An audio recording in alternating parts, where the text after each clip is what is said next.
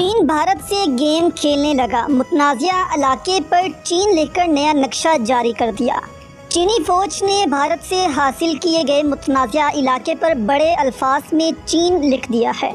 चीनी फौज ने पेंगोंग झील के किनारे 180 झोंपड़ियां तैयार कर दी हैं। झोंपड़ियां बनाकर जिस इलाके पर चीन लिखा गया है, इस पर भारत का दावा है कि ये इसका इलाका है। चीन ने भारत के साथ मुतनाज़िया इलाके के एक टुकड़े पर जली हरूफ में चीन लिख दिया है। सैटेलाइट से ली जाने वाली तस्वीर के मुताबिक इस जगह पर मैंडेरियन जुबान में लिखा गया है, जिसका मतलब चीन है।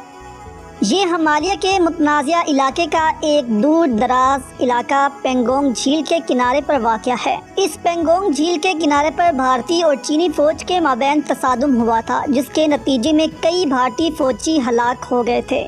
चीन ने इस मुतनाज़िया इलाके का नया नक्शा जारी किया है, जिसमें नए हासिल किए गए इलाके को चीन का हिस्सा जाहिर किया गया है और यहाँ पर झोंपड़ियाँ भी तामीर की गई हैं। पेंगोंग झील के किनारों को 2 उंगलियों की तरह तकसीम किया गया है, जिस पर 1 से 8 तक गिनती लिखी गई है, जिससे भारत का दावा है कि 8 तक गिनती का इलाका भारत का है, जबकि चीन के मुताबिक 4 तक भारत का, जबकि इससे आगे चीन का इलाका शुरू होता है। पेंगोंग झील वादी गलवान से दूर इस जगह पर वाक़या है, जहां से भारत और चीन की सरहद का तयन होता है, या फिर अगर कहा जाए कि पेंगोंग झील भारत और चीन की सरहद का तयन करती है तो बेजाना होगा।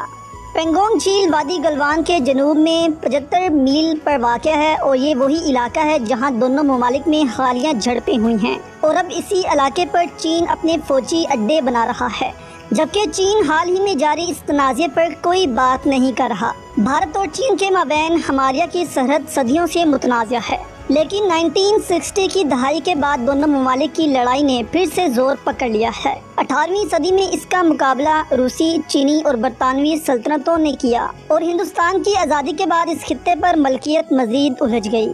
चीन इस खित्ते की कदर करता है क्योंकि वो पाकिस्तान को तजारती रास्ता मुहैया करता है। बीजिंग में इस खदशे की वजह से हालिया लड़ाइयों में इजाफा हुआ है, क्योंकि हिंदुस्तान इसको ओवरलैंड की अहम राहदारी से अलग कर देगा और इसे मैकमहमून लाइन के नाम से जाना जाता है, जिसे चीन में नहीं सिर्फ हिंदुस्तान की जानिब से तस्लीम किया जाता है।